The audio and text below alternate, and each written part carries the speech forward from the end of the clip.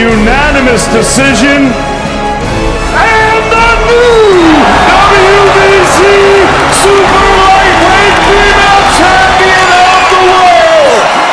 Motherfucking relay, we're covering today's top boxing news. Okay, we'll start with this. Well, news broke yesterday that Jessica McCaskill, WBC 140-pound champion Jessica McCaskill, is going to be squaring off against Anaí Sanchez in a unification fight taking place on the undercard of Alexander Usyk versus Carlos Takam on May 25th. And this fight is going to be for the WBC and WBA titles in the women's 140-pound division. These are just my thoughts. I'm very glad to see Jessica McCaskill back in action. She's got a crowd-pleasing style. It's very entertaining, but more so, Jessica's got potential. Jessica McCaskill. You know, when I first seen the girl in action, she always struck me as the kind of fighter that, if nurtured, could develop into a world beater.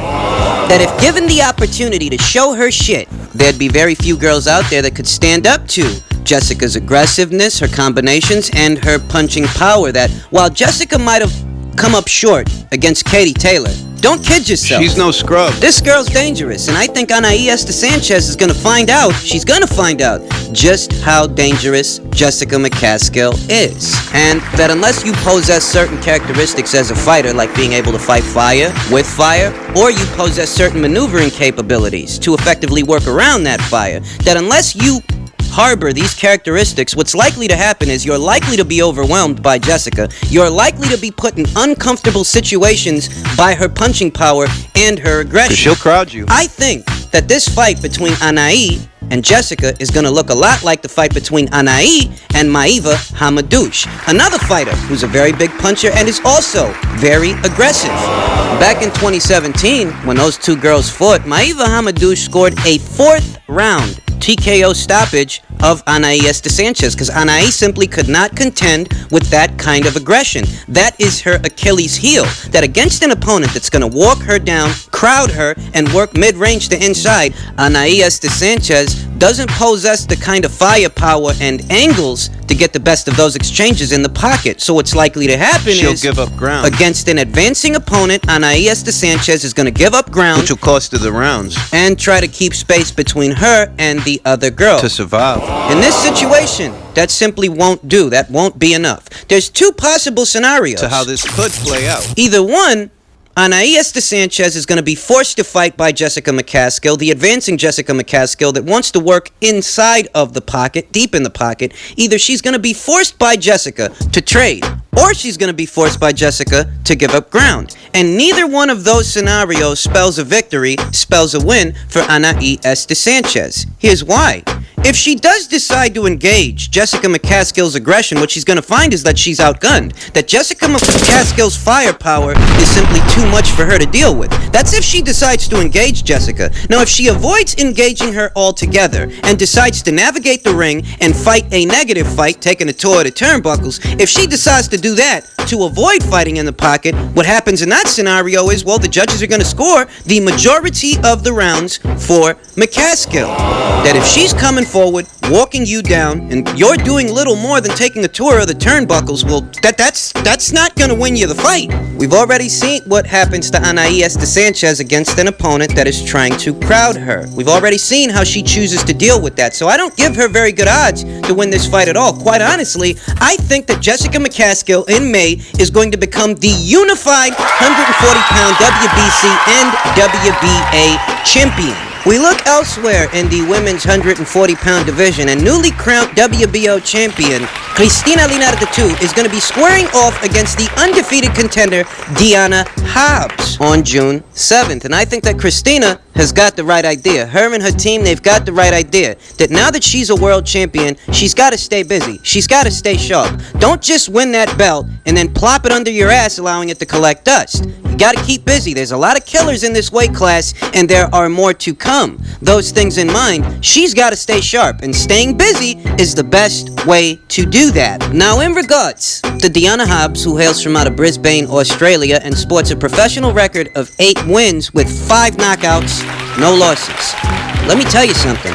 this is one hell of an opponent choice for what's Christina's first title defense. You'll see why. This is a bit of a risky fight for the first defense of Christina's WBO title. Understand that Deanna Hobbs packs a very sizable punch, good snappy shots, good snappy reflexes, good athleticism. Essentially, Deanna Hobbs brings to the table the same kinds of virtues that you see in Cristina Linardatou. And those things in mind, the fact that they both have those kinds of attributes and skills at their disposal, a fight between them is indeed a very dangerous fight. It's a dangerous fight for both of them. Deanna Hobbs could lose her O, and Cristina could lose her title.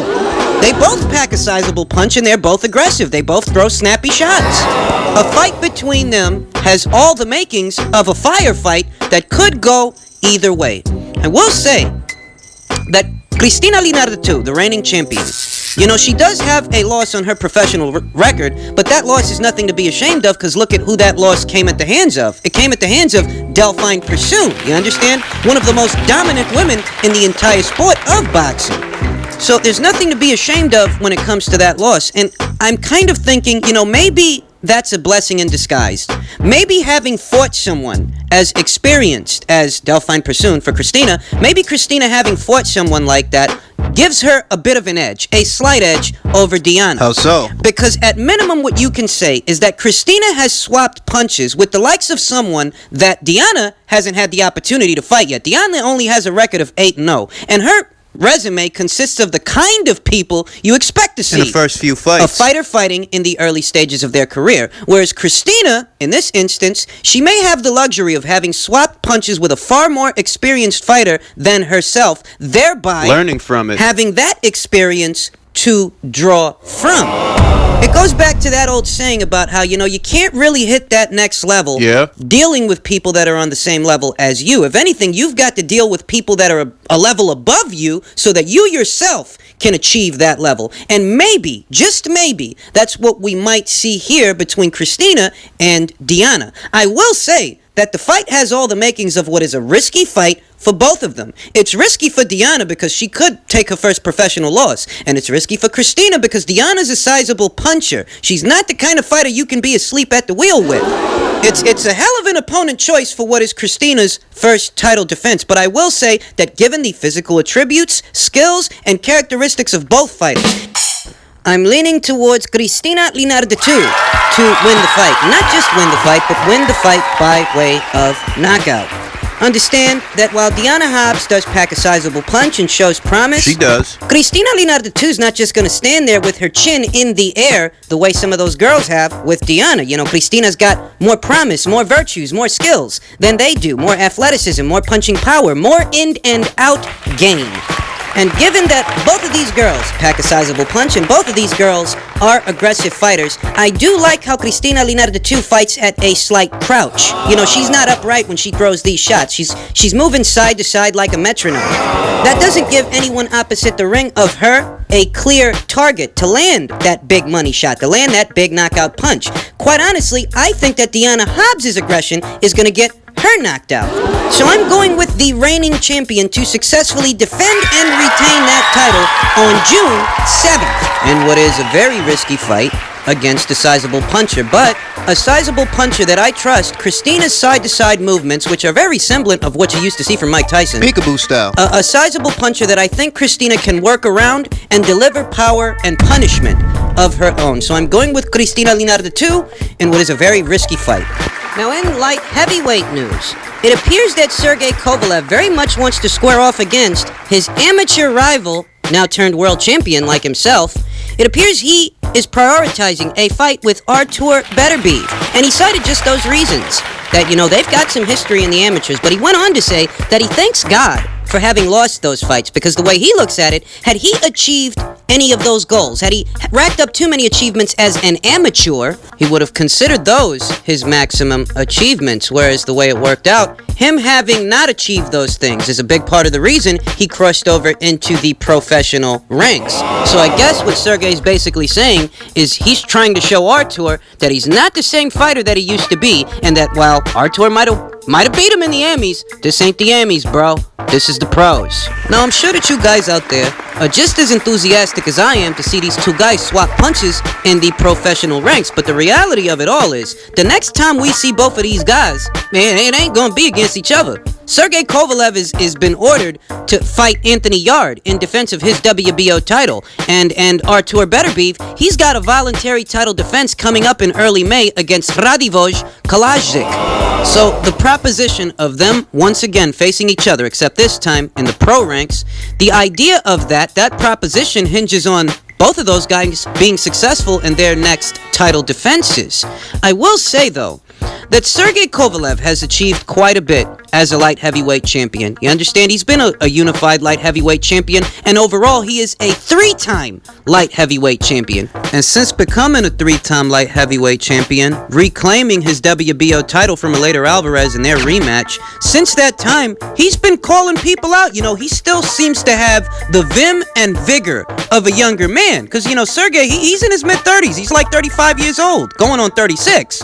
Yet he still seems to have a lot of vim and vigor and guys in his crosshairs. And we look over at Artur Beterbiev, Who's only a year younger. who's only a year younger than Sergey. He's a champion like Sergey. He's only a year younger than Sergey. But we don't see this same kind of talk from him. You understand? And he's accomplished much less than Sergey has. Essentially, what I'm getting at is we need to see more enthusiasm from Artur Beterbiev in regards to challenging these other champions. You know, I recall a time when they asked Artur if he'd be willing to face Eleider Alvarez back when Eleider had the WBO title. And Artur ruled that out because he said that, well, they've got the same trainer. You know, he doesn't want to have to fight Eleider, unless there's nothing else on the table. Essentially, he ruled that out. And I'm okay with that. I understand. I understood. But the situation has changed in the light heavyweight division. There are 3 other world champions out there for Artur Beterbiev to fight. And you know what? Artur's not some guy in his early 20s or his mid-20s. He's in his mid-30s the way that Sergey Kovalev is in his mid-30s. So if he really wants to put a stamp on his career, he needs to get proactive and he needs to fight some of these other guys that are out there, because he's on the clock just as much as Sergey's on the clock. And even though Artur doesn't have all the wear and tear that Sergey has, which mostly came from professional fights, not amateur fights, even though he doesn't have the same wear and tear that Sergey has, hey, remember, both of you guys are in your mid-30s. Clock's ticking for the both of you. You gotta get it done, and you gotta get it done now. I think it's about time. Some things to pick up. And I don't say this lightly because I haven't applied pressure to Artur Beterbiev. You understand? I was never very critical of who he was fighting, given that he only has, 13 professional fights? But it's about time, Given his age. for him to pick up the pace a bit. It's about time for him to start acting, at least acting, like he wants to unify, like he's targeting some of these other champions, because you're on the same side of the street as 2 of them. On your side of the street, you got Kovalev. But if you don't want Kovalev yet, you got Gvozdyk. And you know, I'm not trying to be critical of Artur Beterbiev. It's just that comparatively, when you look at what the other guys with belts have been doing and who they've been keeping busy with, and compare that to who he's been keeping busy with, you know, it's starting to dry up a little bit, starting to look like he's coming up short. I won't go as far as comparing Artur's resume to Kovalev's, because quite honestly, there is no comparison.